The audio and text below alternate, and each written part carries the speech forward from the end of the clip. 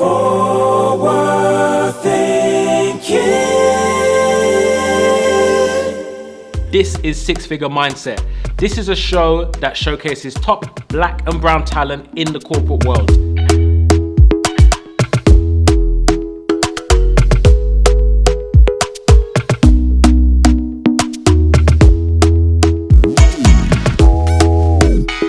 Hey there, I'm Daniel Okunlola. I work as a consultant where I work with large and small organizations to deliver massive projects. Companies such as JP Goldman Sachs, JLL, and also working with founders of startups as well to deliver change. Hi Daniel, nice to have you on the show. So let's talk about where you are today. What do you do? Yeah, no problem. Good to see you, Leka. Long time, bro. So right now I'm working on a program with the UK government where we are delivering a number of different systems that relate to getting customer feedback for complaints, inquiries that relate to the service, and also working on getting insights from citizens that relate to this service in terms of getting their surveys. Having to manage one major third-party supplier, one of the big four in terms of consultancies, and also just shaping up the team as well in terms of project managers, VAs, data analysts, and then facing off to head of those departments to make sure that change is being delivered appropriately. Excellent. So how did you get into this space? That's a good question, bro. So I've been working in the financial industry since I graduated, and whilst being a permanent member of staff, I was working with some projects. I was working with consultants.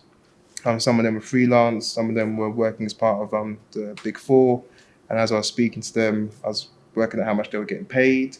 I was understanding that they were actually extracting information from me to put into their documents to present to their seniors. And so one day I just thought, hey, let me take a risk and go and do what they're doing. And the thing I look back, I think I should have done it earlier. Wow. I should have done it much earlier. Okay, so we saw your stats. We know you work from some big companies.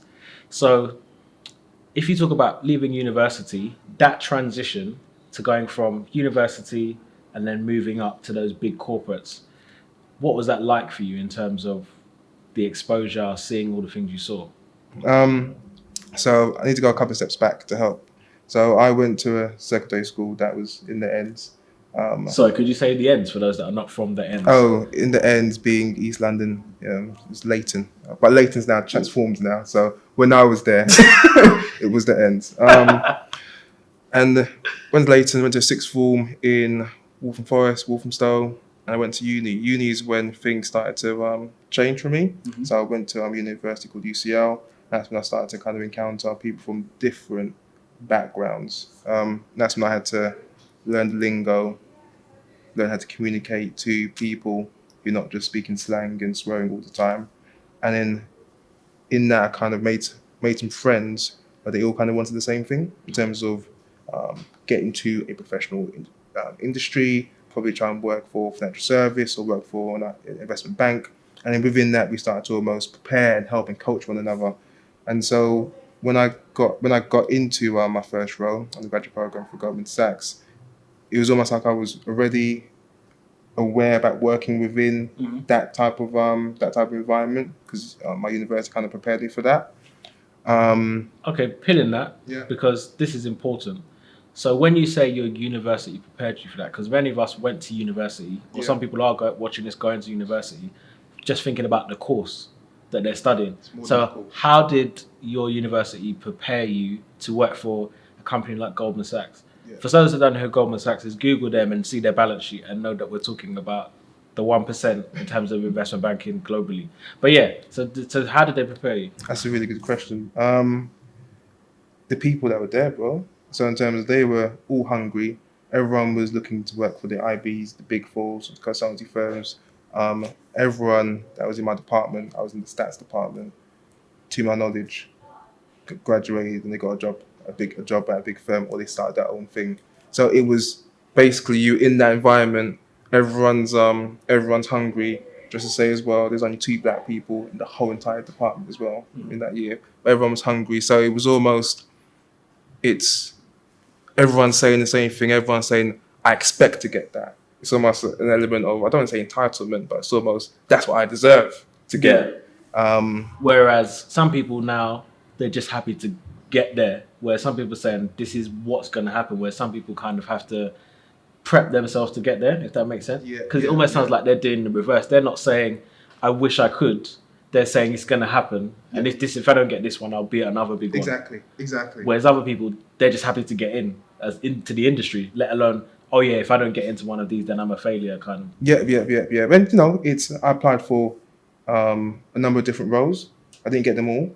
So I think I don't want anyone to start thinking that, I applied for one role and I got it straight away. In terms of, I had to apply, had to go for interviews, and I think you're hitting the nail in terms of, we didn't take rejection as the doors closed permanently. It's about, okay, you rejected me or you haven't accepted me, let's go for the next role. So it's been very much like that. And then from you leaving university, was that a summer internship? No, graduate program. That was a graduate program, 2 years? So, good question. So I left the graduate program early. So it's interesting. I wasn't fully aware of the brand of Goldman Sachs until I got there. I knew it was big, but whilst I was there, I was like, wow. So you have people actually headhunting and chasing you up, saying, no, come and work. Come and work for us. So I left Goldman's before the 2 years program. And I went to a bank, RBS. This was when they were looking to expand and become big. I went there. So just for those that don't know, if you're going to make career decisions, you don't go from Goldman Sachs to RBS. No shade to RBS. Because I know why you did, but I'm saying obviously I'm not giving anyone advice, but in my opinion, Goldman Sachs is the 1%, right? They're the top of the top in terms of transactions and deals. Whereas RBS is commercial, IB not really, right? It's interesting. So when I went to RBS at the time, they had visions of being like the next big thing, and at that point, they were making a huge amount of noise. I think when I joined, they bought ABN AMRO.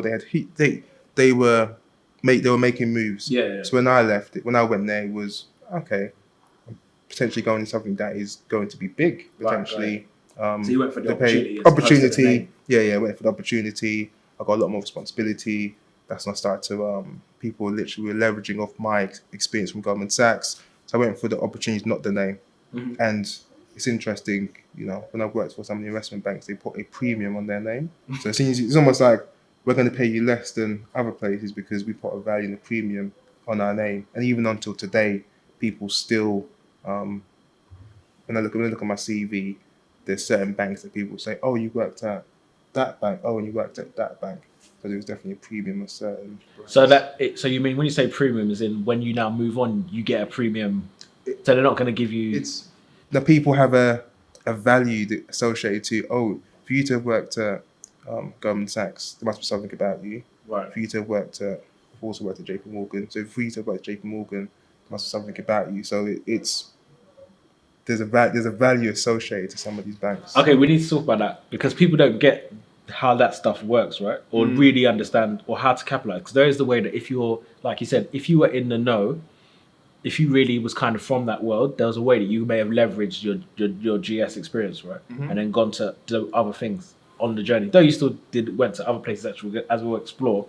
So I feel like, so if I work for a top tier bank in London, for example, what does that do for my career path in terms of my value? Because, for example, yes, I can work for this company, but then is it in interview stage when people now give you the premium, or is it after you've now proved yourself? Because you still have to go and improve yourself.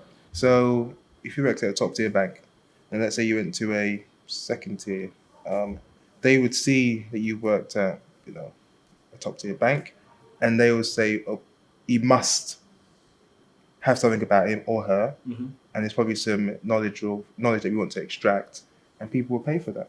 Right. Literally, there's one guy who I'm mentoring. He's done that. He's moved from one bank to another. They saw that he had some knowledge because of experience in this bank. They're giving him a pay rise, and they've paid him extra. just to come across. Because obviously knowledge is across. power. Exactly. So that means for people that are watching, so it's not just about going to work to do the job, to tick the box. More than that. It's actually understanding that you now have your own personal equity. Yes. Because you now have information that you can leverage for yourself, Yeah. which other people don't have. Yeah.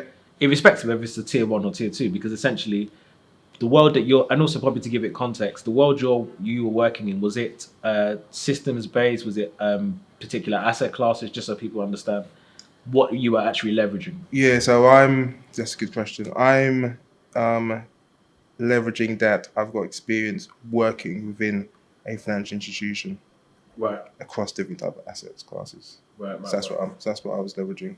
Cool. So you go to RBS, that goes well. How long do you stay there? Good question. I'm probably there for about 4 or 5 years. That's when I was just managing teams, and then that's when I started to get more involved in projects. And then I moved over. And I started to become a project manager, senior BA, etc. So now we're going to start talking about networks kind of stuff. So one of my mentors worked at JP Morgan. Where's your mentor from, company-wise? Was he working? JP. Oh, he's from JP there. JP How did he Morgan. become your mentor? Through a family friend. Okay. So I did some presentation talking for some young people about how to get into the financial industry. Met this individual. They mentored me. Became aware particularly about JP Morgan. Applied for it. Did well on the interview. Cool. So let's just analyze what this means. So you're from East London. Yeah. Born and raised, and then you do well at secondary school, do well at A levels, do well at uni. Yeah. So in that regard, as a child of Nigerian descent, you ticked all the boxes. Everyone's happy. Yeah. You got the hat. They took the pictures. They can tell your friends, my son is a banker, and then we're all good. Okay, great. Yeah. So you do that. You now go to GS, which is Goldman Sachs, which is one of the top tier banks in the world, hands down, from this Western perspective. You go to RBS because of an opportunity based on your network. You're now able to see an opportunity at JP Morgan, which is also a part of the top tier of banking. So you've gone from tier 1 to tier 2.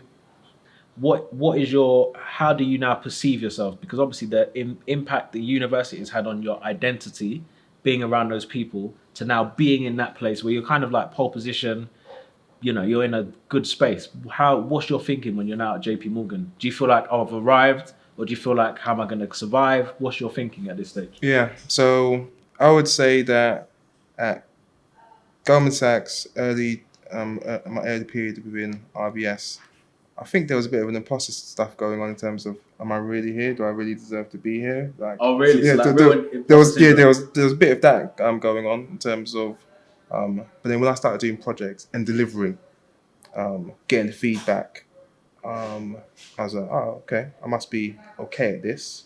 When I went to JP Morgan, it was, I loved the environment. I think it's the type of environment where I think I thrive in, because in terms of it's not you're competing against one another, but there is an element of that where you're trying to sharpen each other up. It's quite intense. In other organizations where you may have 5 people doing something, there is only 2 people.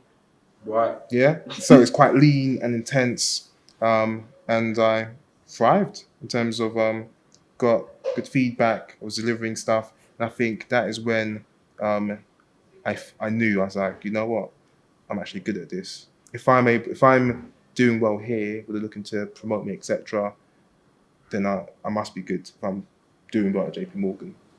So you're now in a place where you're confident in yourself. Yes. No one else. You don't need you got third party affirmation, but within yourself, you're going to work every day, and you're like, yeah, I'm the man. Not that I'm the man. But okay, fine. Let's go with that. Yeah, cool. Yeah. So you said you're the man because if you think about in those days, I'm not giving away your age, but if you think about back in those days, how many people in your age group, in your community, were working at a tier 1 investment bank? Good question. Yeah, not many. And especially, but there's a lot more now. But yeah. But then so we're talking 2010, 11. Yeah. So how many would you say black people were in your department? Ooh, there were two of us actually. Out of how many people? Wow. Hundreds. No, not out of hundreds, but I mean within my team. Let's say there was about 10 of us. There was two of us. Within it's interesting. Everywhere I've worked, there's always just a handful of black people. Yeah. So it's almost like I can count them on one hand, and there's hundreds of other people. So that's become almost And that doesn't that never affected your performance or how you operate at work in terms of knowing that you were going to a meeting with stakeholders, and even the stakeholders, the senior people, no one was like you, didn't bother you. um. It's weird that you say that. It's a really good question. No, a part of me sometimes I like surprising people because I remember, funny enough, going into a meeting with an MD who's at another bank. I feel like I'm dropping names and I'm saying another bank like Barclays, etc. But I had a meeting with an MD, and just me and the MD was talking about this project, and I came out, and the PA for this MD was black, and she was like giving me the thumbs up, and I thought, why, why, why are you giving me the thumbs up? And then I spoke to her, and she goes, oh, I don't really see many people, going in one to one, having meetings that you were having. And I thought, oh, I was like, oh, then it, then it clicked. Yeah, then it just dropped. So you're at JP Morgan for how long? I was there for 2 years and a bit. And then why did you leave? So now I wanted to get paid. So it's so.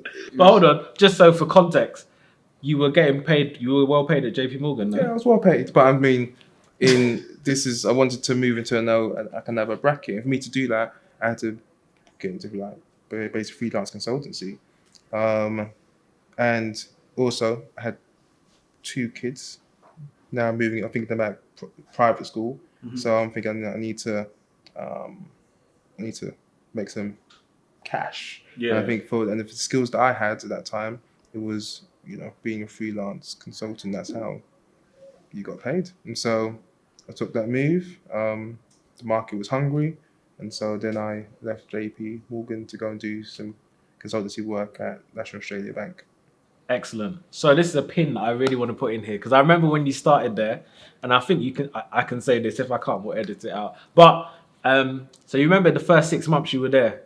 What was the first thing you told me when you were there? I should have done this earlier. No, about the actual company you was in compared to JP Morgan. What was the thing that you told me?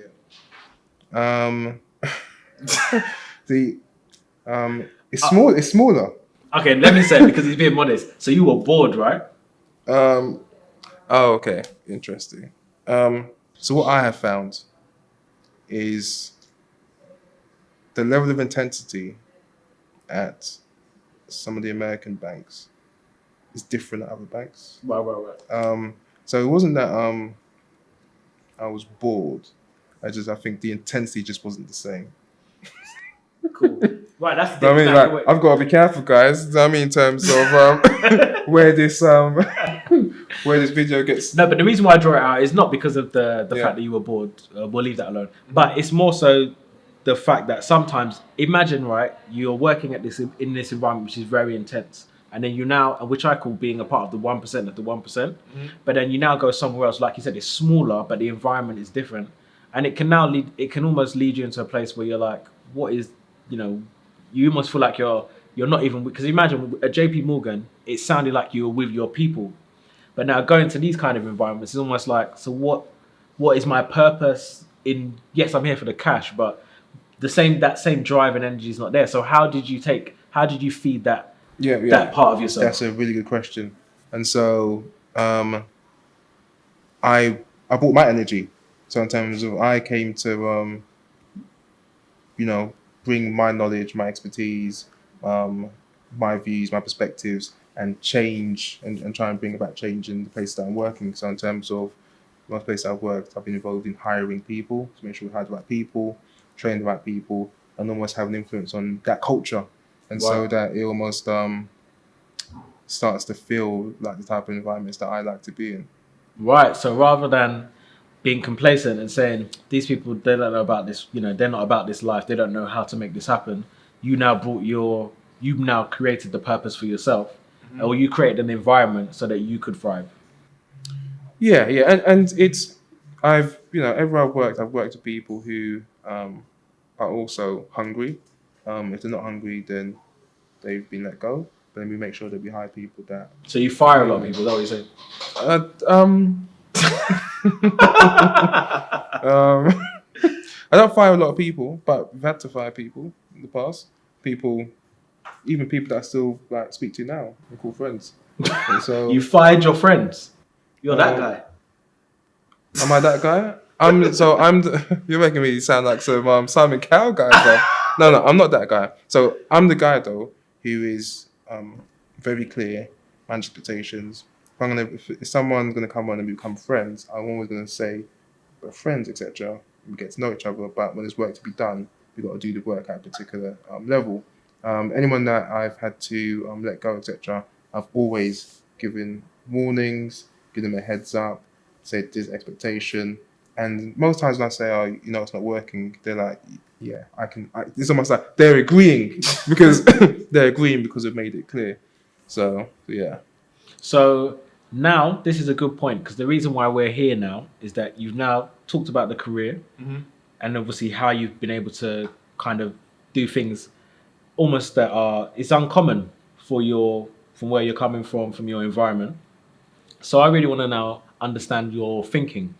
So when I hear you speak, it sounds to me like you're a person who's very decisive, and it feels like once you went to UCL, that there was something inside you that was sparked that now allowed you to hone in on that part of yourself.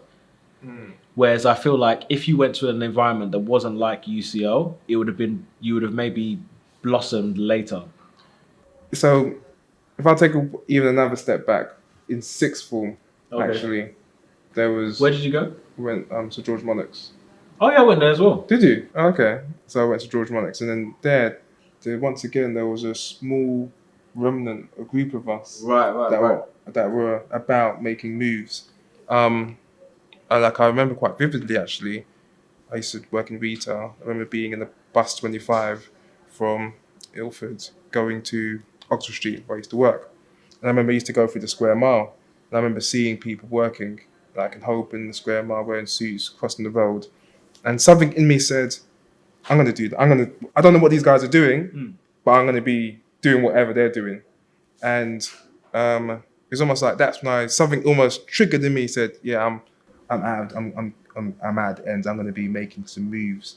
And I think you're right. I've always just said, this is what I've got to do.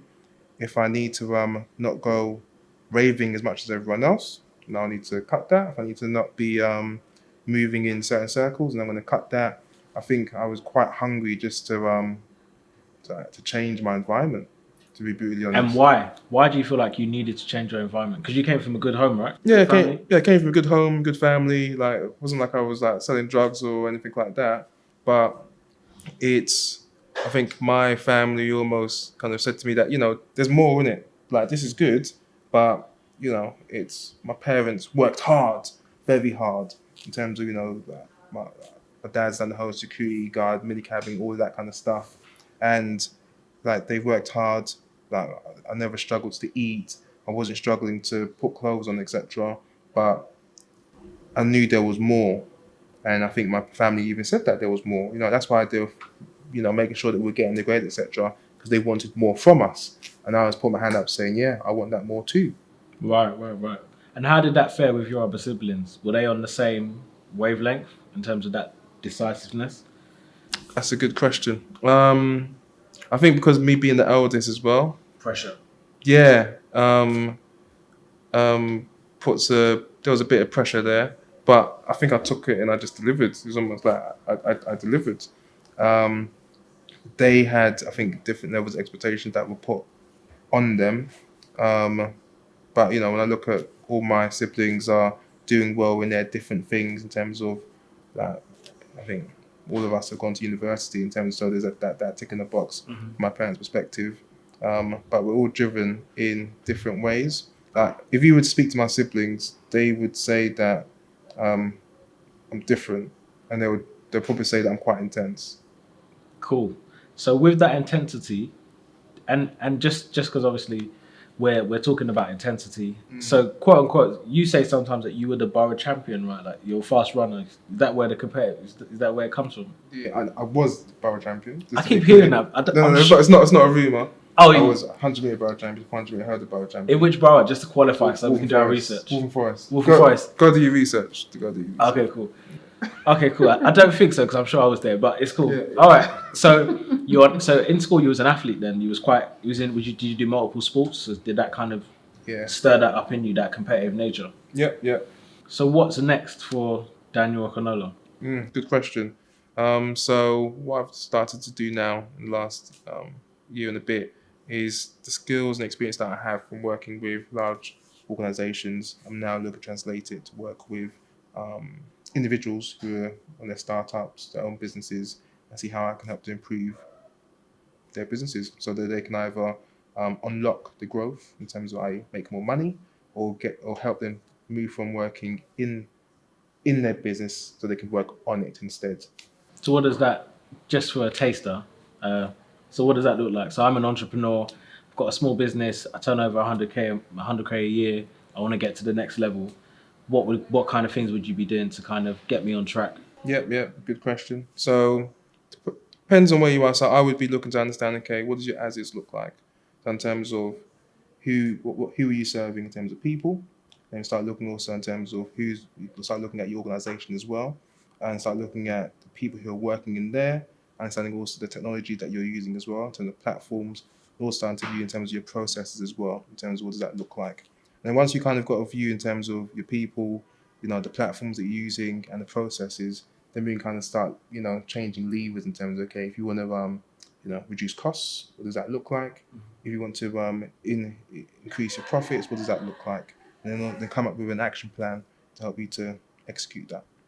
Excellent. Sounds good. So we're excited for what you've done and even more so what's coming. So thanks very much for your time and being on the show, and I'm sure we'll see you soon. No problem. Thanks for having me. Excellent. So the audience is back. For